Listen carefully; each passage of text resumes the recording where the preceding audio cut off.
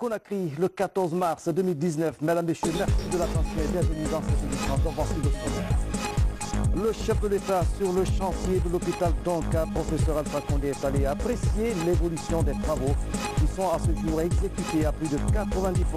L'infrastructure est impressionnante. La journée mondiale du rein est célébrée ce 14 mars en Guinée. On note le taux élevé des maladies rénales, mais des grandes actions sont mises en œuvre pour une prise en charge des patients. Au sommaire encore, Sport Foot avec la 6e et dernière journée des éliminatoires de la CAN Égypte 2019. Le sélectionneur du Syrie a publié la liste des 23 joueurs retenus pour le match contre la Centrafrique à Bangui.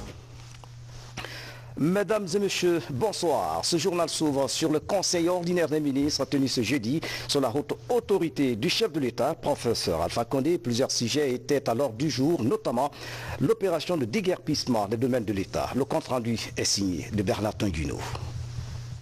Les membres du gouvernement autour du chef de l'État pour débattre de la vue de la nation.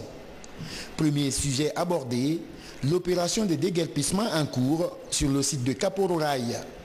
Un sujet sur lequel le président de la République s'est largement prononcé.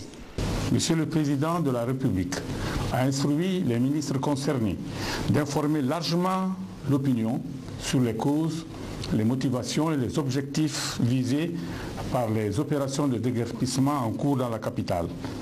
Il a particulièrement insisté sur la nécessité d'anticiper à l'avenir sur les occupations illicites des domaines publics en empêchant l'installation de citoyens sur des espaces réservés.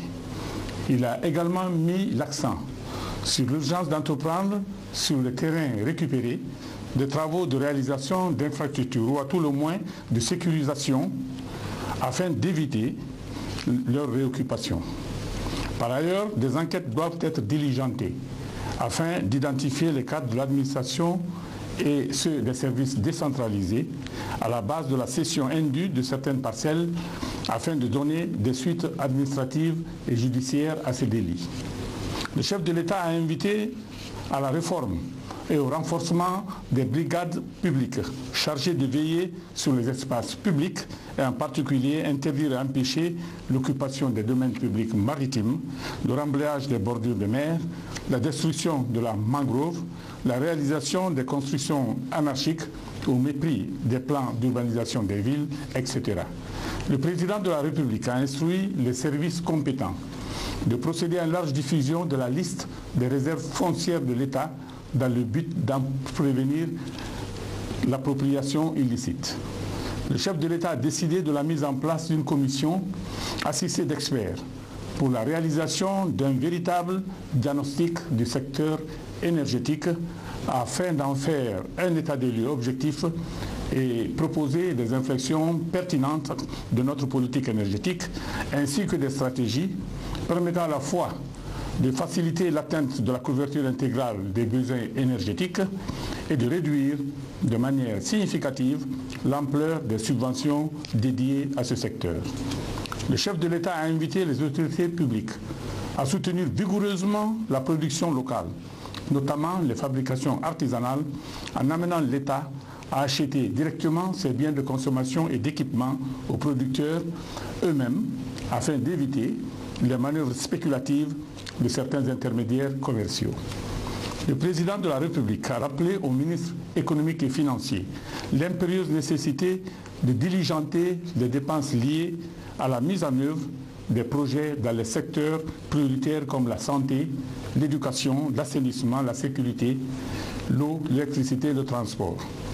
Le président de la République a rappelé l'importance d'un fonctionnement normal du système judiciaire qui demeure le substrat sur lequel peut se construire toute politique de développement économique et social.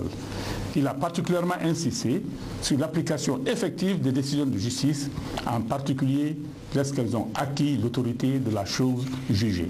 Après les directives données par le chef de l'État sur l'opération de déguerpissement en cours, plusieurs autres dossiers sont présentés et débattus par les membres du gouvernement. Le projet Initiative présidentielle pour le reboisement national, l'organisation prochaine du Hajj en Guinée, la promotion de la consommation du gaz de butane comme solution alternative à la coupe abusive du bois, le prochain atelier gouvernemental prévu à Bel-Air dans la préfecture de Bofa. Des projets dont la mise en application a été soutenue à l'unanimité par le gouvernement. Sur la question de l'énergie et de l'hydraulique, le ministre des tutelles a exposé sur le projet de développement d'un modèle physico-financier sur l'électricité de Guinée. Il a indiqué que l'objectif de la communication est de présenter le modèle physico-financier devant servir de matrice pour la détermination des tarifs reflétant les coûts de production et les modalités de son fonctionnement en vue de sa mise en œuvre après approbation du Conseil des ministres.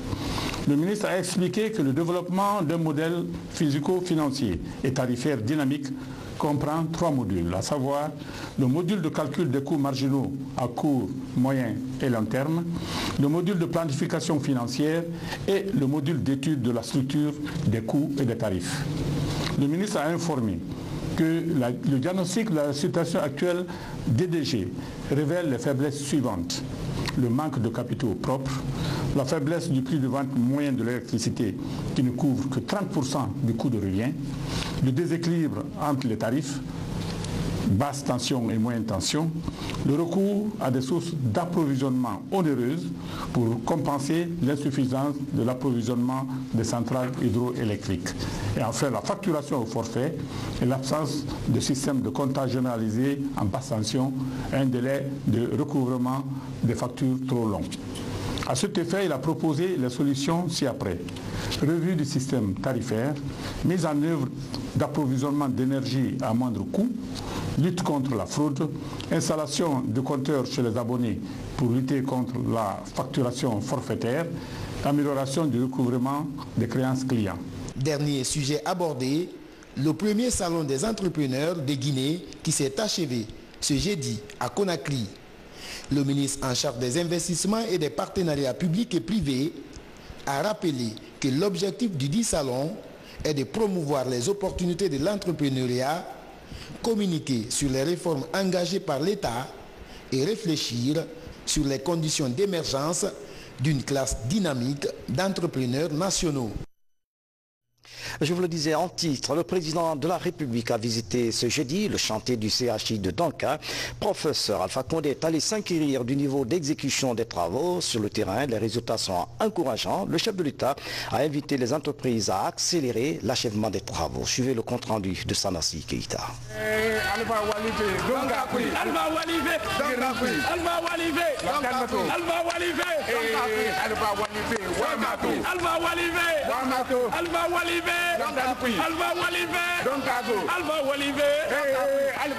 C'est une chanson qui témoigne parfaitement du travail abattu par le président de la République dans ses centres hospitalo universitaires de Danka. Un hôpital que professeur Alpha Condé tient à moderniser pour le plus grand bonheur des Guinéens.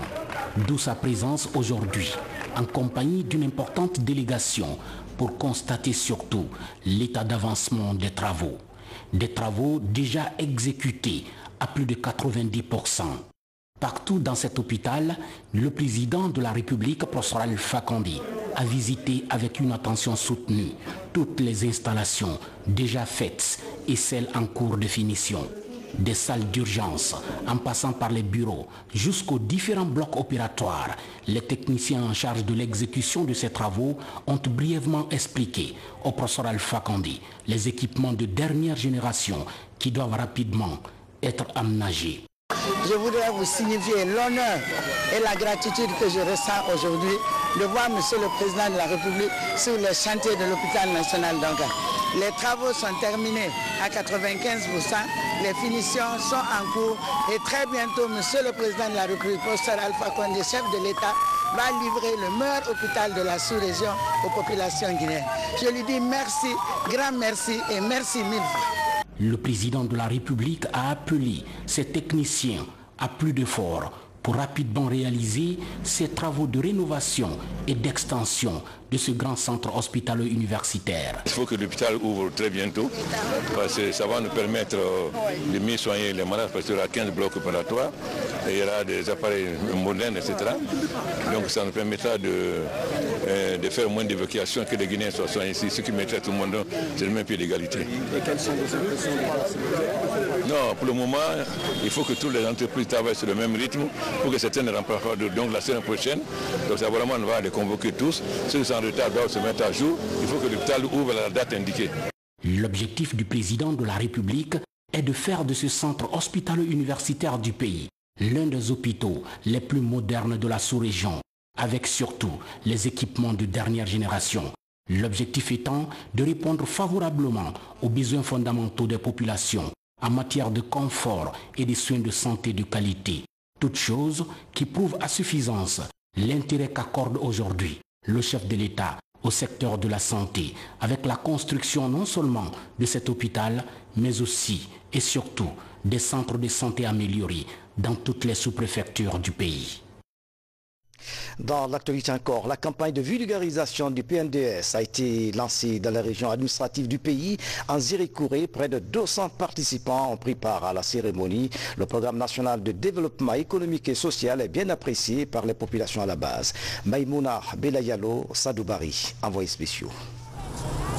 Élus locaux, sociétés civiles, confessions religieuses et services techniques confondus s'approprient du contenu du PNDS ici dans la capitale de la Guinée forestière. Des cadres du ministère du Plan et du Développement économique sont en ce moment à Zirikouré pour présenter aux différents acteurs ce document afin de faciliter sa mise en œuvre. La plus grande partie des objectifs du PNDS, c'est les populations locales qui sont bénéficiaires. Donc ce que nous attendons d'eux, c'est de nous accompagner, de s'approprier de ce PNDS-là. Et surtout quand vous prenez le pilier 4, comme je le disais, qui est la gestion durable de l'environnement, il faut que ces populations locales qui sont en train de menacer nos ressources vraiment naturelles, comme les forêts classées, comme les espèces vraiment animales et végétales, il faut qu'ils comprennent que ces menaces-là ne doivent plus continuer. Le succès de la mise en œuvre du PNDS 2016-2020 dépendra de l'implication de chacun de nous. C'est pourquoi, ensemble, nous devons tous œuvrer pour hisser la Guinée au rang des pays émergents à l'horizon 2040, tel qu'ambitionné par le président de la République, professeur Alpha Condé. Une Guinée prospère, plus inclusive et au capital naturel géré de façon durable, c'est l'ambition des autorités guinéennes à l'horizon 2020. Pour que cela se réalise, il faut aller vers les populations à la base, confrontées à d'énormes difficultés liées à la pauvreté, à l'enclavement des zones de production, à l'accès à l'eau, à l'éducation et à la santé. J'ai d'abord des réunions. À chaque conférence, il faut faire passer l'idée de ce plan. Qu'est-ce qu'il fait? Et ça peut se faire à marge. Mais aussi, il faut organiser des rencontres à ce sujet pour le vulgariser, pour restituer les éléments de ce plan. Aujourd'hui, on a compris que le gouvernement a mis déjà un système en place pour que tous les secteurs du pays soient touchés afin que le développement du pays soit harmonieux. La région de Zirikouré, avec ses 6 préfectures, a une superficie de 37 658 km² et une population de 1 578 030 habitants. Le ministre de la Ville et de l'Aménagement du Territoire en tournée d'information et de sensibilisation des élus locaux sur les enjeux des outils de la planification urbaine. Les communes de Dixine et Kaloum constituent la première étape de cette rencontre. Dr Ibrahima Kourman tente d'impliquer les responsables locaux dans les projets d'urbanisation. Saint-Martin signe le reportage. La gestion foncière en Guinée est une question complexe. Face à la problématique du développement urbain, le ministère de la Ville et de l'Aménagement du Territoire réactualise les différents schémas directeurs nationaux et régionaux. Un plan de développement spatial de la capitale Conakry et les villes environnantes est adopté. Il traduit le projet Grand Conakry 2040. Pour une meilleure coordination des actions gouvernementales et communales, le ministre de ces secteurs entame une mission d'information et de sensibilisation des élus locaux dans les communes de Dixine et Kaloum sur des projets d'aménagement et de construction. Le ministère de la Ville et de l'Aménagement du Territoire et le ministère de l'Administration du Territoire sont 2 ministères qui ont une action directe et sur le sol et sur les populations. Nous avons décidé, sur instruction du président de la République, son Premier ministre, de faire en sorte que nous puissions nous rapprocher des collectivités, des élus locaux, que nous puissions nous rapprocher d'eux pour qu'ensemble, nous essayons de faire en sorte que tout ce qui doit servir comme action, activité au niveau du sol, au niveau de ces populations, que nous puissions travailler de manière à ce que les choses se fassent de façon collégiale. L'objectif aujourd'hui du gouvernement, du président de la République, c'est que ce qu'il a comme ambition, d'abord la quiétude des populations, la paix au niveau des populations, créer un cadre de vie décent, faire en sorte que ces populations vivent dans les conditions les meilleures, qu'ensemble, les populations et les administrateurs, que nous soyons ensemble pour que cette situation, cela soit. Que tout ce qui est deniers publics, en tout cas tout ce qui est bien, domaine de l'État, qu'ensemble, nous puissions les récupérer. Pour que toutes les actions qui doivent être faites, pour le bien des populations, ces actions-là puissent se faire et que ce ne soient pas des actions qui, demain, elles soient faites aujourd'hui, demain cassées. Il ne faut pas qu'on soit toujours dans un perpétuel recommencement.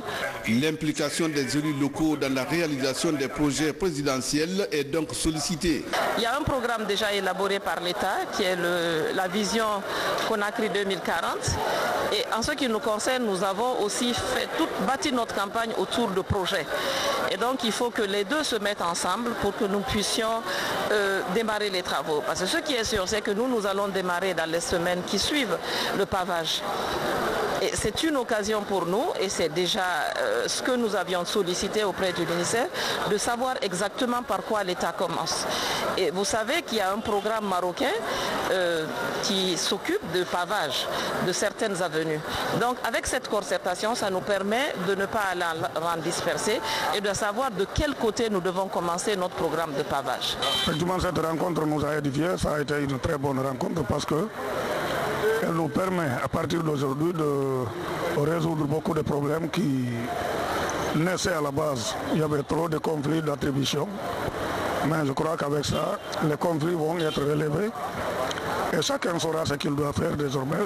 Et j'ai sollicité que nous soyons reçus par lui chaque fois que cela est nécessaire. Donc la concertation va nous permettre d'harmoniser nos efforts sur le terrain.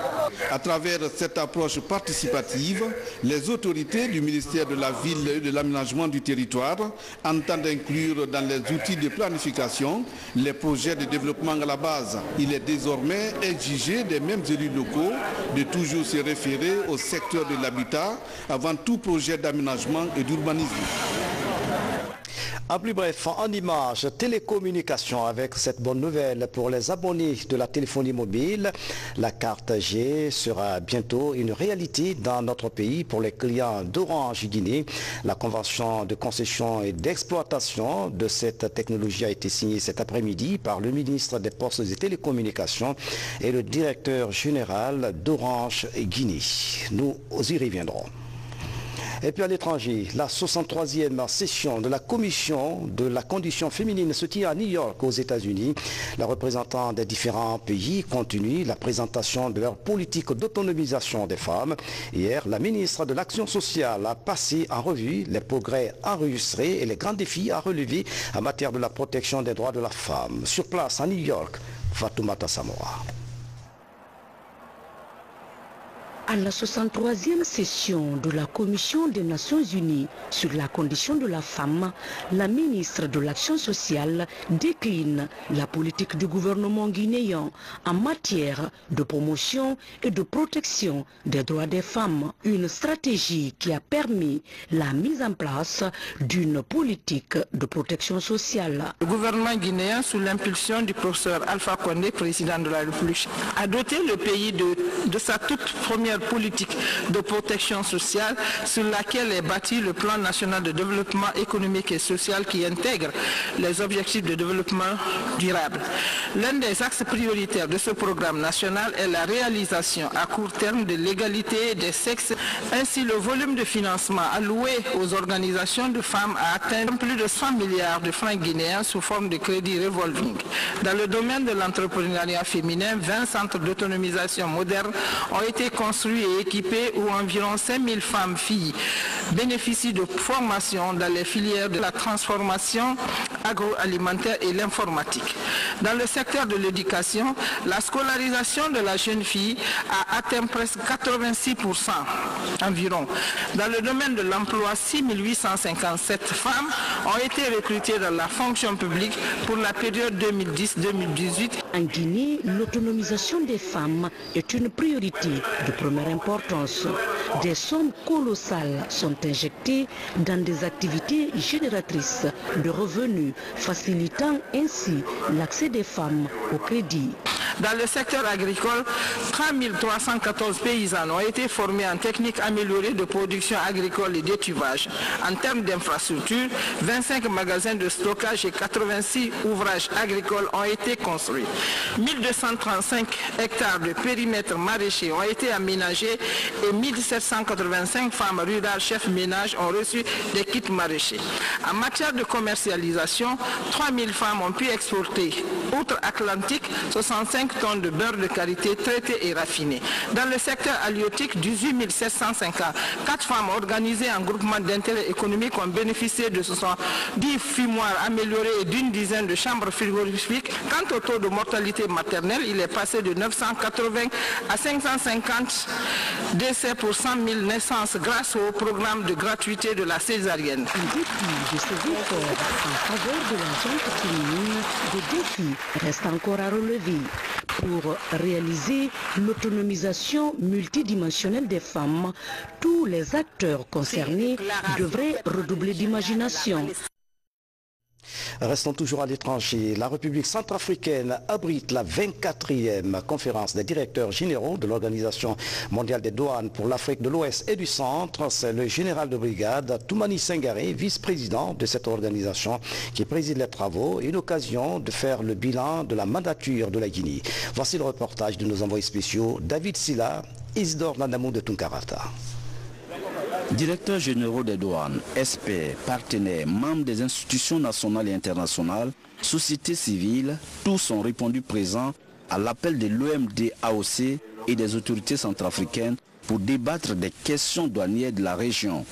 Malgré le contexte sociopolitique du pays, les autorités se félicitent de la confiance et de l'intérêt que les uns et les autres ont bien voulu accorder à l'événement. C'est vrai que la République centrafricaine aujourd'hui traverse une situation particulière, mais cela n'en demeure-t-il pas moins que nos frères des douanes des autres pays ont accepté de venir en Centrafrique et ils sont en train de projeter une nouvelle, une autre image de la République centrafricaine par rapport à celles qui sont celles que vous connaissez tous. Il y a la guerre, etc. Non, il y a un contexte sécuritaire qui est là.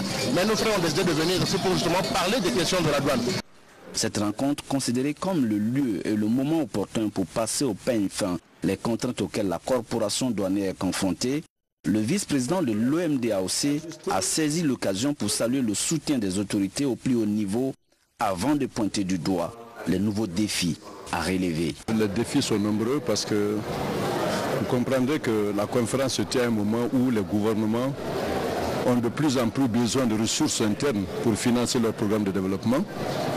Au même moment, il y a l'insécurité qui gagne du terrain à travers le terrorisme, les grands trafics. C'est dans ce contexte que nous tenons cette 24e conférence des directeurs généraux. Donc nous allons parler du plan stratégique régional que nous avons élaboré à Conakry en 2018. Nous allons également examiner et adopter certains éléments de ce plan d'action. Nous allons parler de l'interconnexion, nous allons parler des échanges, la facilitation des échanges. Nous allons également parler de la sécurité aux frontières.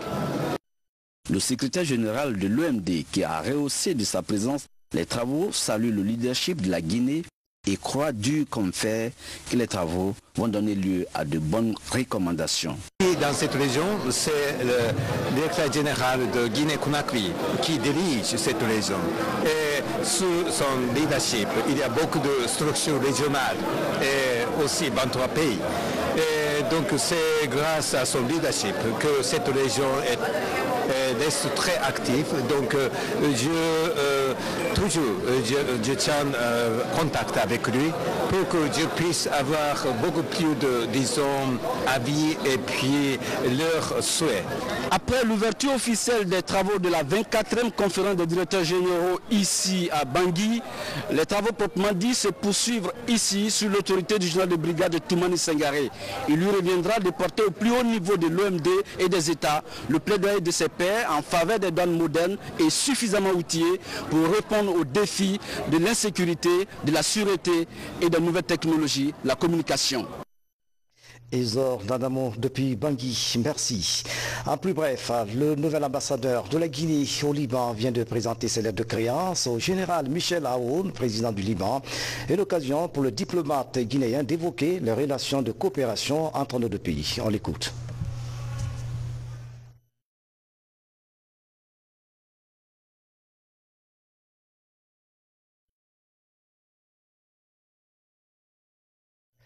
Le diplomate guinéen qui... Son Excellence, Monsieur le Président de la République, j'ai l'honneur de vous remettre les lettres de créance par lesquelles Son Excellence Professeur Alpha Condé, Président de la République de Guinée, m'accrédite auprès de votre gouvernement, ainsi que les lettres de rappel de mon prédécesseur.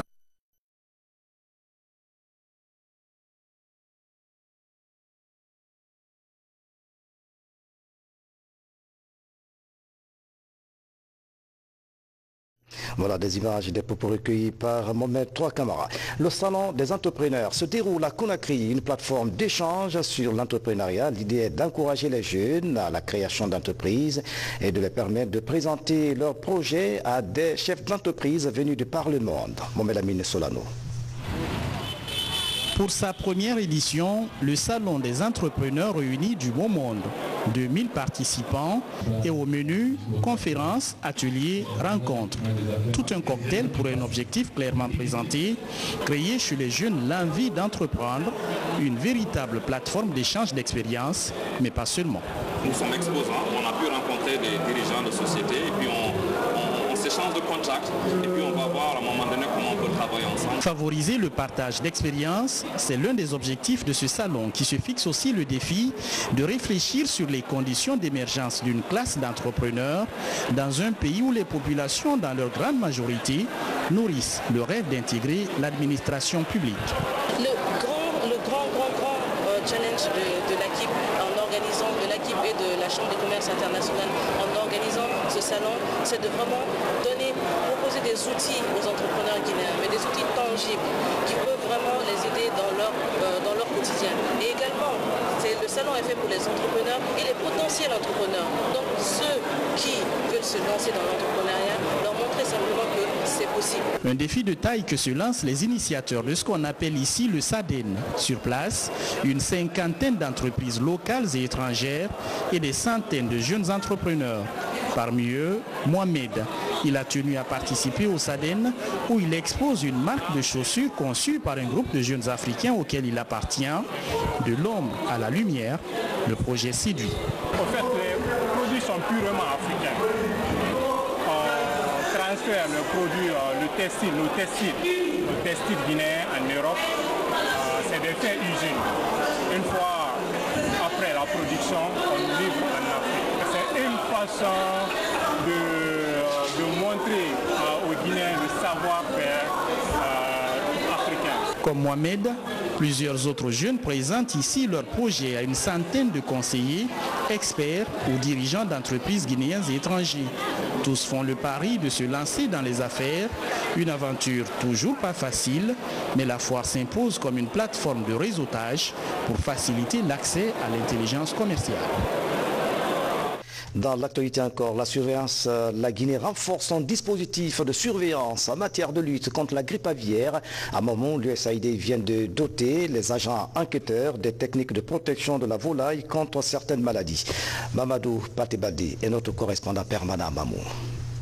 Identifiée comme maladie zoonotique dangereuse, la grippe aviaire est une pathologie néfaste pour la volaille, la santé humaine et environnementale avec des incidences graves sur l'économie nationale.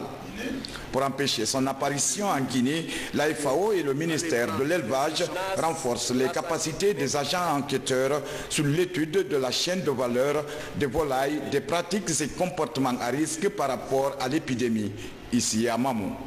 La Guinée est beaucoup menacée. Le climat est favorable. Les mouvements commerciaux sont très accentués. La porosité des frontières est très remarquable.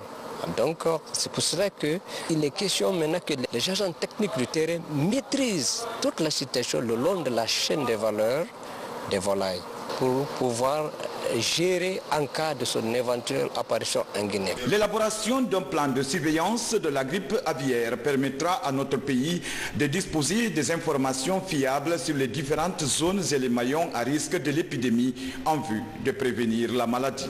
Vu que la maladie la grippe aviaire est déjà déclarée dans certains pays de la sous-région, comme la Côte d'Ivoire et d'autres pays comme le Nigeria, le Ghana.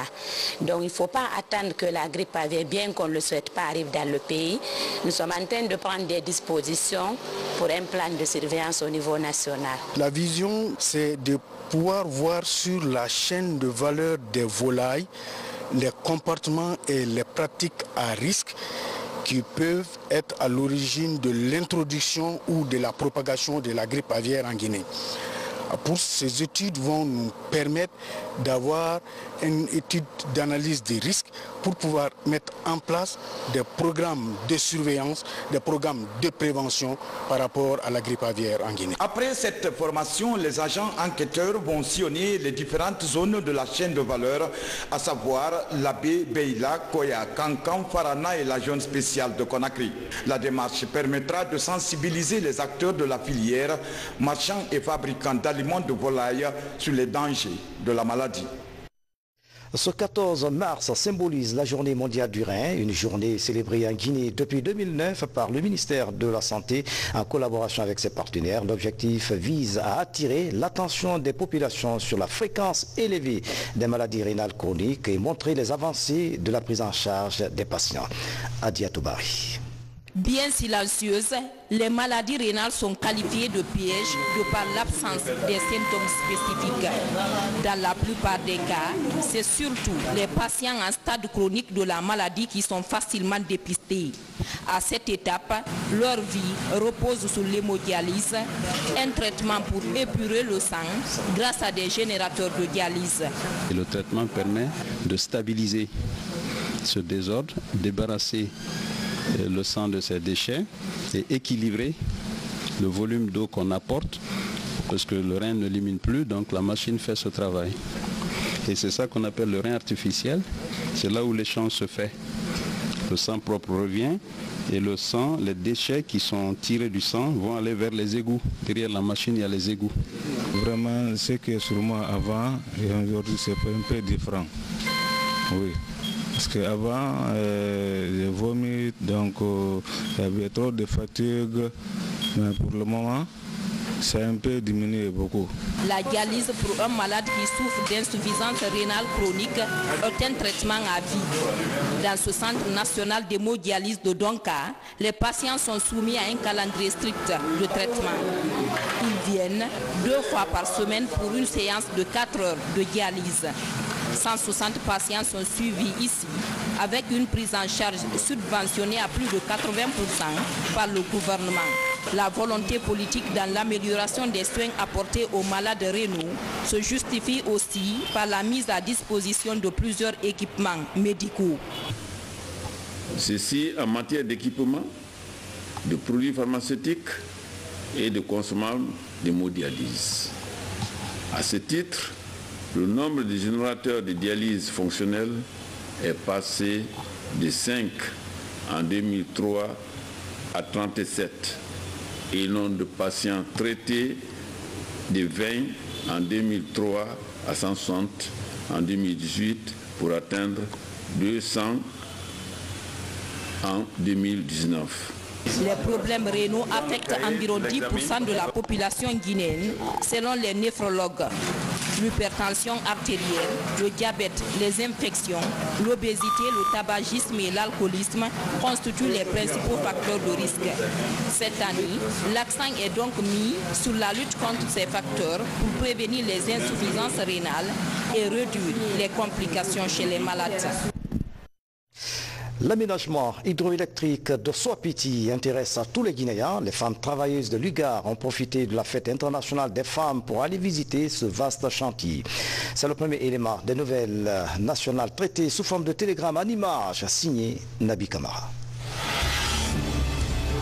Lancé le 22 décembre 2015 par le chef de l'État, président de la République, professeur Alpha Condé, les travaux d'aménagement hydroélectrique de Soapiti vont bon train. Ils sont à ce jour exécutés à 70% selon la direction générale de ce méga projet. L'ampleur et le rythme de ces travaux suscitent la curiosité de tous les Guinéens. C'est le cas de ces femmes travailleuses de Lugar qui ont mis la fête des femmes à profit le 8 mars dernier pour visiter ce vaste chantier au bord du fleuve Concouré, ici à Tondon. On a trouvé que vraiment c'est un bon projet. Nous remercions vraiment le président pour ce projet. Donc on sait que le pays est vraiment en phase de développement. L'Université Générale Lansana Conté de Symphonia dans l'élan du mois de la femme. L'institution organise une conférence débat sur le thème « Quelle politique pour promouvoir la femme ?» L'initiative est des femmes enseignantes engagées pour la promotion féminine. L'autonomisation est perçue principalement sur son volet économique. L'économie est certes importante, mais il y a d'autres niveaux, c'est-à-dire la prise de conscience de la valeur ajoutée réelle, de la valeur de la femme à la base, donc au niveau de la cellule familiale, au niveau scolaire. Nous pensons qu'il y a différents niveaux d'autonomisation que les femmes doivent acquérir pour prétendre réellement à l'égalité homme-femme.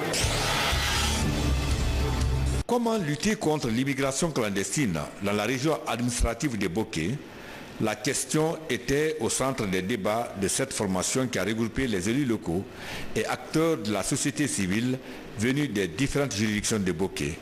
La migration a des inconvénients. Nous devons rester avec nos enfants partout où nous sommes pour les chercher, par exemple, à faire du travail. Si ton enfant, par exemple, est à l'école, il étudie, pousse ton enfant à étudier. Quand il va terminer ses études, il aura quelque chose à faire dans son pays. Une centaine de personnes souffrant de handicap physique venues du centre urbain et des périphéries de la préfecture de Koya. Ils sont là pour prendre part à la journée de solidarité, une initiative de l'Union internationale des religieux pour l'humanitaire. Après le palais, nous avons choisi Koya pour que nous puissions faire des dons aux démunis, pas seulement l'ONG, mais plutôt des personnes de bonne volonté aussi peuvent venir à l'aide pour qu'on puisse faire des dons pour les démunis, ceux qui n'arrivent pas à avoir à manger, à se satisfaire. C'est la raison pour laquelle nous avons organisé cette journée à Koya aujourd'hui. QNET, une société internationale de vente en ligne accusée par les services spéciaux de lutte contre les crimes organisés pour avoir exercé des activités illégales en Guinée. 7 de ses hauts responsables, vous le savez certainement, avaient été arrêtés à Conakry avant d'être libérés. Depuis, QNET a repris ses activités. Hier, un autre groupe de la même société a été arrêté par l'équipe de Moussa Thieboro. Les précisions dans ce reportage de Alpha Issiagaba. À 18 ans, Amadou Diakité se présente comme une victime de la société de vente en ligne QNET. Il est venu de Dabola pour bénéficier des services de la société après un versement de 7 millions de francs guinéens à QNET. Aujourd'hui, son rêve se transforme en désillusion. Les 7 millions, c'est pour préparer les papiers avant de commencer la vente dans le magasin. Moi qui suis là, c'est moi qui aide mon papa à l'intérieur, au village. Si je suis là, je suis en train de perdre mon temps. Et on ne gagne rien. Cette situation m'inquiète. Contrairement à Diakité, plusieurs autres jeunes s'identifient à cette société. Dans le quartier Lansana Barrage, situé dans la commune de Matoto, de nouvelles recrues suivent des formations sur la vente en ligne. La mise est de 7 millions de francs guinéens par membre pour gagner $200 par semaine. L'importance est que QNET, c'est ma vie. Oui, je crois que réellement, fermement, que cette activité, je vais y arriver. Quand on m'avait présenté le travail, j'ai vu que le travail est important. Parce qu'on m'avait dit, quand tu payes, n'est-ce pas, tu as un tissu. Ça dit un compte bancaire international. Vous voyez, et bon, c'est clair, tout est sur le net. Quand on vous donne le compte bancaire international, n'est-ce pas, vous avez l'objet en main, soit le Biodis ou bien le Sipana 3. Vous voyez, maintenant l'entreprise vous prend en charge et vous dit, n'est-ce pas, de les aider à évacuer des produits. QNET opère à ciel ouvert à Conakry et dans les capitales régionales. Loin de cette concession, une cité entièrement prise en charge par le représentant résident de QNET. Ici sont logés des travailleurs. L'intérieur ressemble à une occupation de migrants clandestins. La situation est mal perçue par le voisinage et les autorités du quartier. C'est horrible. Je souhaiterais vivement que le gouvernement prenne une disposition pour ces gens-là parce que c'est des arnaqueurs, un. Deuxièmement, la sécurité nationale en dépend. Parce que nous savons qu'est-ce qu'on enseigne, quelles sont les leçons qu'on donne. Lavage de cerveau ou bien quoi, on ne sait pas. Nous invitons encore le système judiciaire de nous épauler, prendre cette situation au sérieux. Sinon, c'est la couche juvénile du pays qui est en train d'être détruite comme ça. Ils sont en train de les inculper je ne sais pas quel genre d'enseignement. On dit QNET, c'est la recherche. Dans 2 ans, tu deviens milliardaire. Alors que aujourd'hui, il y a des gens qui ont déjà plus de 5 ans dans cette activité mafieuse, mais qui n'ont même pas leur transport. Jusqu'à présent, on les fait naître l'espoir.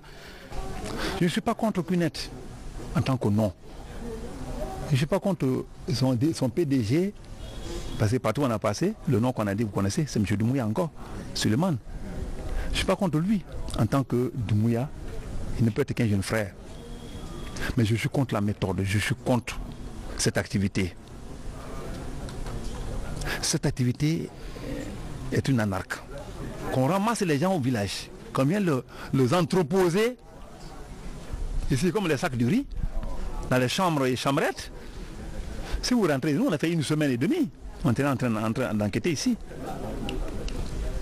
1 semaine et demie, quand vous rentrez ici le soir, 19h, 20h, mon frère, tu vas penser que tu as affaire aux déplacés de guerre.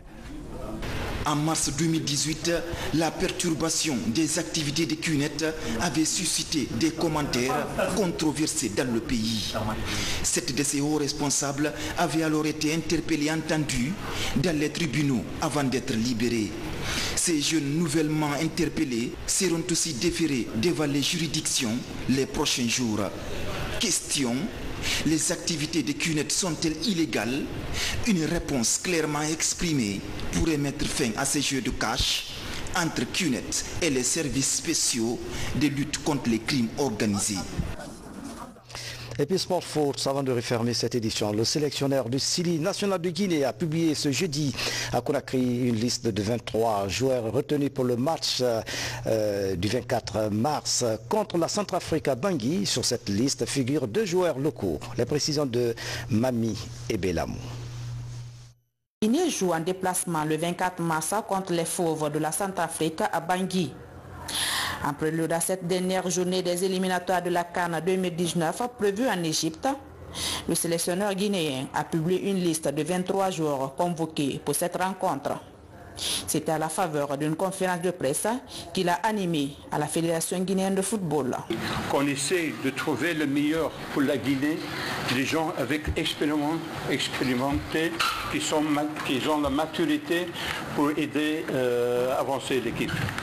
Sur cette liste de Paul Put, si Naby Keita et Ibrahima Traoré sont absents pour des raisons de blessure, on note l'arrivée de 2 joueurs locaux du Horoya Assi, notamment Boun Fassaba et Abdoulaye Paye Kamara, mais surtout le retour de Sadio Diallo.